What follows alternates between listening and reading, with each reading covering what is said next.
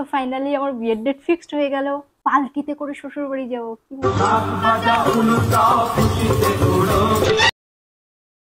Hello everyone, কেমন আছে সবাই?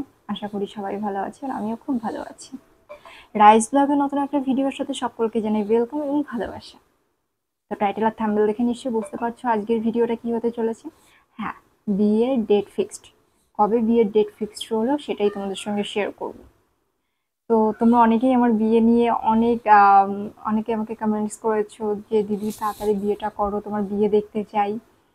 তো হ্যাঁ, যখন আমি রিলেশনে ছিলাম আগে, তখন আমি বলেছিলাম কিন্তু 2025-এর আগে বিয়ে করবো না, কারণ 2025-এর আগে বিয়ে করলে সে বিয়ে আমার টিকবে না। তো অনেকেই আমার টাইটেল আর থাম্বনেল দেখে অনেকেই হয়তো দেখতে এসে আমার বিয়ের ডেটটা করে। ভিডিওটা দেখতে থাকো, অবশ্যই জানতে পারবে। আর বিয়ের ডেট কে ঠিক করলো, কারা ঠিক করলো সেটাও জানতে পারবে। আসলে কি আমাদের মাঝখানে যে ভুল বোঝাবুঝিটা, এই 1 বছরের মধ্যে যে ভুল বোঝাবুঝিটা ছিল, এত দূরে চলে যাওয়া, এত বড় দূরত্ব, বিয়ে করে নেওয়া, সেটা কি আদৌ মিটলো? তো যদি জানতে চাও তাহলে অবশ্যই ভিডিওটা দেখো। এত দূরত্ব, এত বাজে কথা, এত কটু কথা, থানা পুলিশ সবকিছু হয়ে গেছিল, কিন্তু কিন্তু এরপরও কি আমাদের সবকিছু ঠিক হয়ে গেল? চলো দেখো। আর হ্যাঁ, ভালোবাসা মানুষকে অন্ধ বানায় জানতাম, বাট আমি নিজেই, মানে এক্সাম্পল আমি নিজেই।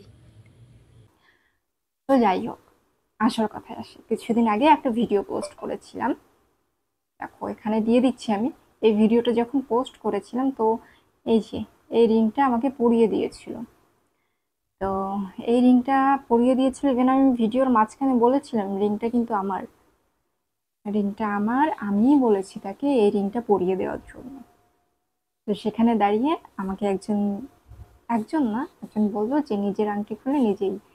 তো যাই হোক, আমি ওটা নিয়ে কোনো কথা বলছি না। তো যে বলেছে সোনা ছেড়ে হিরে, সেটাই আমি তোমাদের সঙ্গে শেয়ার করবো। দেন তারপরে বিয়ের ডেটটা আমি তোমাদের বলছি। আহ বাবা বিয়ের ডেটে যে দেখে ফেলেছে।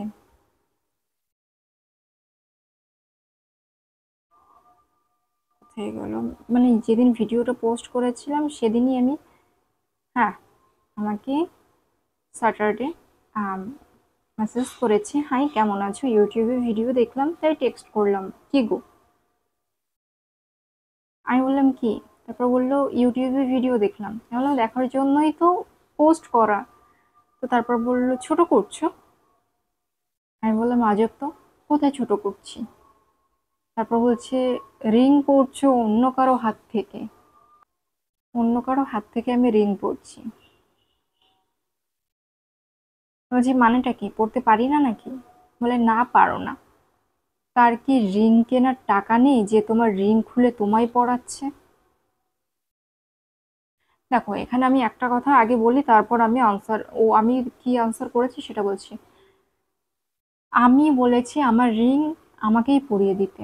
আমি, সে চাইলে অবশ্যই একটা রিং কিনে আমাকে পরিয়ে দিতে পারতো, কিন্তু তোমরাই আমাকে বলেছিলে যে আমি নাকি টাকা দেখে প্রেম করি, আগের বারের সাথে প্রেম করেছিলাম ওই টাকা দেখে, গয়না দেখে। তো সেই যে কথাগুলো শোনার মধ্যে আমি নেই, যতটুকু আছে আমি ততটুকুই দেখাতে চাই। সেই জন্য ওই টাইমে আমি বলেছিলাম রিংটা খুলে আমাকে পরিয়ে দাও। কিন্তু এই একটা রিং খুলে পরানোর ব্যাপারটা যে এত দূর পর্যন্ত যাবে, আনএক্সপেক্টেড। তো তারপর আমি বললাম যে এর আনসার তোমায় দিতে আমি বাধ্য নেই। বাই দ্য ওয়ে, আমার প্রিয় মানুষটাকে ছোট করার কোনো অধিকার তোমার নেই। আর বেশ করেছি, পড়েছি। তারপর ও বলছে না বেশ করনি। আমি বলছি তুমি আমাকে শেখাবে নাকি? বলে আমি তোমায় ডায়মন্ড রিং দেব, আমি তোমায় ডায়মন্ড রিং দেবো। ফার্স্ট অফ অল আমার ডায়মন্ড রিং চাই না।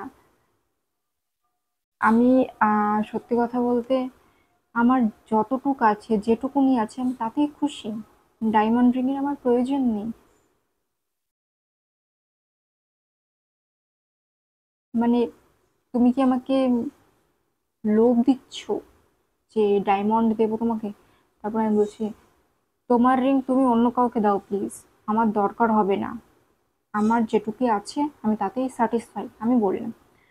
তারপর বলছে আমি তোমাকে আমার করেই রাখবো, চ্যালেঞ্জ। বললাম অল দ্য বেস্ট।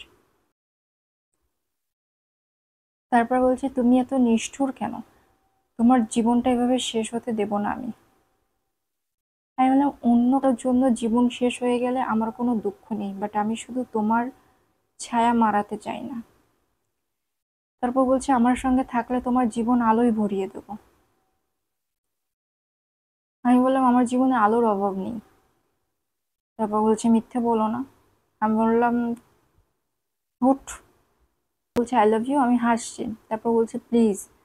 তারপর বলছে এসব ফালতু কথা বলবে না, আই হ্যাভ এ বয়ফ্রেন্ড এবং তাকেই আমি ভালোবাসি, আর তুমি খুব ভালো করেই জানো যাকে আমি ভালোবাসি তার জন্য আমি কি কি করতে পারি। বলে তুমি আমাকেই ভালোবাসো। আমি বললাম তার কাটা।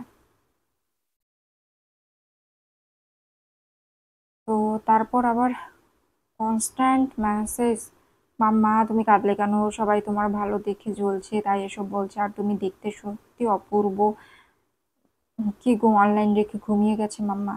এবার আজকে যে মেসেজগুলো করেছে, হাই মাম্মা মন খারাপ করো না, খুব খারাপ লাগলো বাজে কমেন্টসগুলো দেখে, তুমি কিন্তু কোনো খারাপ ডিসিশন নেবে না প্লিজ, তুমি ঠিক আছো তো, কোনো রেসপন্স করছো না, আমার এবার টেনশন হচ্ছে তোমাকে নিয়ে।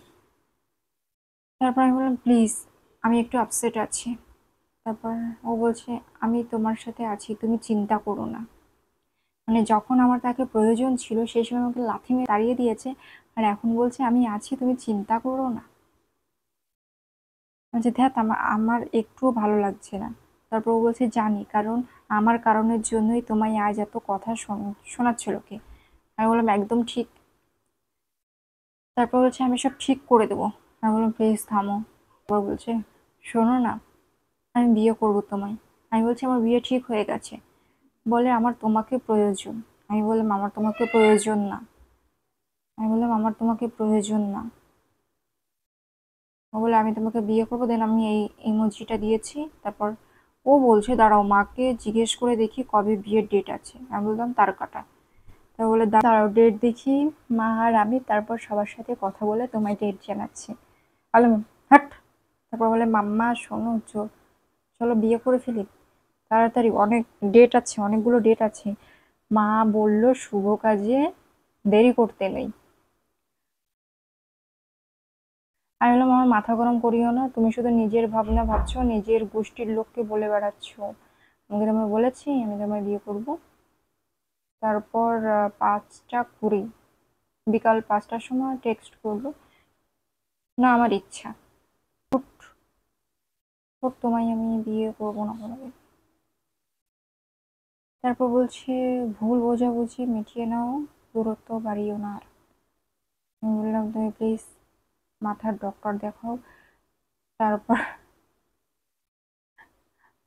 তারপর সিরিয়াসলি তোমায় পালকি করে আনবো, ঘরের লক্ষ্মীকে পালকিতে আনবো, আর খুব ধুমধাম করে বিয়ে করবো আমরা। সেপ্টেম্বরের 29 তারিখ বিয়ে করি চলো। আমার সাদা মনে একটাই প্রশ্ন, আমাকে পালকিতে করে নিয়ে যাবে তো তোমাদের কি মনে হচ্ছে আমাদের কি সব ঠিকঠাক হয়ে গেছে? বাট পালকি আমার যতদূর মনে হয়, আমি যখন সিন্দ্রাণীতে থাকতাম ওখানে মানে বেতাই থেকে একটা বাস আসে মানে কৃষ্ণনগর, ওই বাসটার নাম পালকি। ওই 1টা 30-এর দিকে আমাদের সিন্দ্রাণী হয়ে যায় দত্তফুলিয়া রোডে। তো ওই বাসটার নাম পালকি। আই থিঙ্ক ওই পালকির কথা বলছে, আই এম নট শিওর কোন পালকির কথা বলছে। আর একটা কথা, পাবান শিবম গুপ্তা, তোমার মায়ের ইচ্ছা কি বলছে, শুভ কাজে দেরি করতে নেই। তো খারাপ লাগবে শুনতে। হ্যাঁ, তার আগে একটা কথা বলি, আমার বিয়ের ডেট তোমার মায়ের ঠিক করা লাগবে না, ঠিক আছে? আর বললে না শুভ কাজে দেরি করতে নেই, বলবো কি বলবো না, তোমার মা যা মানুষ, যা মহিলা, কিছু বলতে চাই না ওনার ব্যাপারে। যদি মুখ খুলে শুধুই মানে ওনার ব্যাপারে তারিফই বেরোবে, তো আমি ওনার ব্যাপারে প্লিজ কিছু বলতে চাই না। আর তোমার যদি মনে হয় এত কিছুর পরেও তোমার লজ্জা করে না, আমি তোমাকে নিয়ে এত ভিডিও বানাচ্ছি, তোমাকে লোকে এত বাজে কথা বলছে, তারপরেও তুমি আমাকে কনস্ট্যান্ট মাম্মা মাম্মা মাম্মা, তোমার কি মা নেই নাকি তুমি আমাকে মাম্মা মাম্মা করছো? আর কে এক্সকে মাম্মা বলে ডাকে? আমাকে একটু দেখাও তো কে এক্সকে মাম্মা বলে ডাকে। এক্সকে না, তুমি নেক্সট খোঁজো। আমি যেমন এক্স খুঁজছি না, আমি নেক্সটকে নিয়ে আছি, তুমিও নেক্সট খোঁজো, দেখবে জীবনটা ভালো কাটবে। আর ভালো মানুষ হওয়ার চেষ্টা করো। আর আমি যথেষ্ট একটা ভালো মানুষ, ভালো মেয়ে, তো তুমি আমার যোগ্য না। হ্যাঁ, তুমি হয়তো টাকা পয়সার দিক থেকে প্রচুর বড়লোক, প্রচুর তোমার কোনো কিছুর অভাব নেই, চাইলেই সব কিছু পেয়ে যাও, আর চাইলেই অডেল অডেল টাকা ছড়াতে পারো মেয়েদের ওপর, সেটা তোমার কোনো ফ্যাক্ট না। বাট আনফর্চুনেটলি এটাই আমার কাছে সব থেকে বড় জিনিস, যে আমার ওই জিনিসটা, টাকা পয়সার জিনিসটার দিক দিয়ে আমি অত্যন্ত গরিব, বাট মনুষ্যত্বর দিক থেকে না আমি তোমার থেকে যথেষ্ট ভালো। ভালোবাসার দিক থেকেও যদি বলতে চাও, আমি যাকে ভালোবাসি তার জন্য কী না করি সেটা তো ভালো করেই জানো।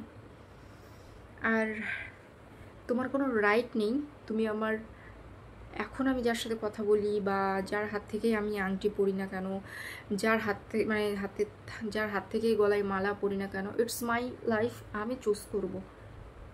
তুমি আমাকে প্লিজ জ্ঞান দিতে এসো না, আমার যেটা ভালো লাগবে আমি সেটাই করব। আর তোমার কোনো রাইট নেই তুমি তাকে অপমান করবে, তার টাকা নেই বলছো তুমি। হ্যাঁ মানছি তোমার অনেক টাকা, কিন্তু তোমার এটা বলার কোনো অধিকার নেই তার কোনো টাকা পয়সা নেই নাকি, তুমি এখানে তাকে ছোট করলে। কিন্তু এখানে একবারের জন্য ভিডিওতে বলিনি যে ছেলেটা কি কাজ করে, কিছু না জেনে মন্তব্য করার আগে ভাববে যে আমি যে কথাটা বলছি পরবর্তীতে কথাটা কি হতে পারে। আমি কি ঠিক বলছি আদেও? রিং নিয়ে খোঁটা দিচ্ছ না, তুমি আমাকে ডায়মন্ডের রিং দেবে, অনেকবার এই টেক্সটটা করেছো আমি দেখেছি। তো তোমার ডায়মন্ডের রিং নিয়ে তুমি বসে থাকো, ঠিক আছে? পরে বললে ডায়মন্ডের রিং দিয়ে প্রপোজ করবো, ওটা নিয়ে তুমি পরে বসে থাকো। তো এটা তুমি অত্যন্ত ভুল করলে এবং তুমি আমার চোখে আরও নিচে নেমে গেলে। আমি তো এমনি থেকেও তোমাকে 1 বছর আগে থেকে তোমাকে এমনিই আমি অনেক মানে বাজে নজরে দেখতাম, এখন তোমাকে আমি আরও খারাপ নজরে দেখছি। যখন এই মেসেজগুলো দেখি না, সিরিয়াসলি তুমি যখন এই মাম্মা মাম্মা করো না, আমার প্রচুর হাসি পায়। আর যখন তুমি আমার বয়ফ্রেন্ড তুলে কথা বলো না, আমার মাথাটা গরম হয়ে যায়, জানো তো। আর তুমি খুব ভালো করে জানো তো, ভালো করেই তো জানো আমার কি মুখের ভাষা। আমি যদি আমার মুখের ভাষায় তোমার সাথে কথা বলি, তুমি তোমার অতীত ভুলে যাবে। মাঝে মধ্যে ইচ্ছা করে না তোমার ঘুরটি বেঁকিয়ে একদম আমাদের এই পুকুরে ফেলে দিই, জানো তো। অসহ্য লাগে এখন তোমাকে আমার। তোমরা শুনলে, দেখলে যে বিয়ের ডেট ফিক্সড হয়ে গেছে, আমি নিজেও জানি না। 29 তারিখে, সেপ্টেম্বরের 29 তারিখে আমার বিয়ে। মানে ব্যাপারটা এরকম না যে যার বিয়ে তার হুঁশ নেই, পাড়াপড়শির ঘুম নেই, এরকম হয়ে গেল না। শোনো, আমি আমাকে আমার রিং পরাক বা নারকলের পাতা দিয়ে রিং বানিয়ে সেই রিংটা পরাক পরাক, কিন্তু আমি তোমার কাছ থেকে কোনো মানে কোনো কথাই শুনতে চাই না। সে কেন আমাকে রিং পরাচ্ছে, কেন পরাবে না? অবশ্যই পরাবে। আর তুমি আমাকে বিয়ে করবে বিয়ে করবে বলছো না, আমি তোমাকে এখানে ডিরেক্টলি একটা কথা বলছি, যেহেতু তুমি আমার ভিডিও ফলো করো, আমাকে তো বলছো আমার ইউটিউব ভিডিও দেখলাম। তো তোমার যদি মনে হয় যে আমি তোমাকে বিয়ে করবো, এটা আমি আমার দিক দিয়ে বলছি, আমি তোমার মতন ছেলেকে বিয়ে করবো না। আমি যাকে ভালোবাসি আমি তাকেই বিয়ে করব। আর হ্যাঁ, আমার বিয়ের ডেট ফিক্সড আমি করব, তুমি না। আমরা দুজন মিলে যে ডেটটা ঠিক করব সেই ডেটেই আমাদের বিয়ে হবে। আর পালকির কথা বলছো, পালকিতে না। আমি যাকে ভালোবাসি, ভালোবাসার মানুষটা সঠিক হলে তার সঙ্গে আমি পায়ে হেঁটেও চলে যেতে পারবো। তুমি খুব ভালো করে জানতে যে আমি একটা সময় তোমাকে কতটা ভালোবাসতাম। সেখানে দাঁড়িয়ে তুমি এটাও জানো যে যাকে আমি ভালোবাসি, যাকে আমি ভালোবাসি তাকে আমি মন থেকে কতটা চাই। এই জিনিসগুলো তুমি খুব ভালো করে জানো, কারণ এই সব দিক দিয়ে প্রচুর ইমোশনাল একটা মেয়ে। তো আর যাই হোক, প্লিজ এইসব কমেন্টস বা টেক্সটগুলো বেকার করো না। আর আমার ভিডিওতে কে কে কমেন্ট করলো সেটা নিয়ে তোমার না ভাবলেও চলবে।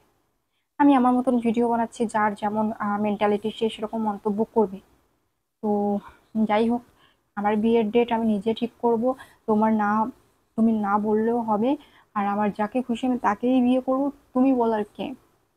আর তোমার মাকে বলে দেবে শুভ কাজে বেশি দেরি করতে নেই, যেন তোমার বিয়েটা অন্য কারোর সঙ্গে দিয়ে দেয়। আমি তোমাকে কোনোদিনও বিয়ে করব না। বাই দ্য ওয়ে, নিপার সঙ্গে আমি দেখা করছি খুব তাড়াতাড়ি, ঠিক আছে? আমাকে ডায়মন্ড দিচ্ছে, ডায়মন্ডের আমার কোনো প্রয়োজন নেই। তোমার ডায়মন্ড তুমি তোমার কাছে রাখো। আর কোনো টাইম নেই, মানে রাত 2টো, 3টে, 12টার সময় টেক্সট করছি। আচ্ছা, এবার অনেকেই আমাকে বলবে যে দিদি তুমি কেন এর সাথে কথা বলো। সেলফ স্যাটিসফ্যাকশন, মানে একটা টাইম এই যে সময়গুলো ও পার করছে, একটা টাইম আমিও পার করেছিলাম, তো রিভেঞ্জ, এটাই, তাছাড়া কিছুই না। ভালো আমি ওকে বাসি না, ভালোবাসার দিক দিয়ে আমি প্রচুর উইক। সিরিয়াসলি আমি এতবার ধাক্কা খেয়েছিলাম, প্রচুর উইক। হ্যাঁ, এখান থেকে ধাক্কা খেলে আর যাবো না ভালোবাসা বাড়ি। এবার অনেকেই বলবে নতুন রিলেশনে গেছো, এখন এসব করো না। তো দেখো, আমার সঙ্গে যেটাই হয় আমি তখনই সোশ্যাল মিডিয়া করি।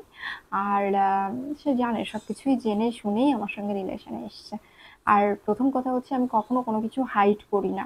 আমি যদি কখনো রিলেশনে, বাবানের ক্ষেত্রেও আমি যখন রিলেশনে গেছিলাম, আমি ফার্স্টেই আমি আমার পাস্টের কথা জানিয়েছি। তো এখানেও সেটাই, কারণ প্রথমে আমার পাস্ট জানো, দেন তোমার যদি মনে হয় আমি ঠিক, তুমি আমার সঙ্গে হ্যাপি থাকবে, দেন তুমি আসো, নাহলে তুমি তোমার রাস্তা মাপো।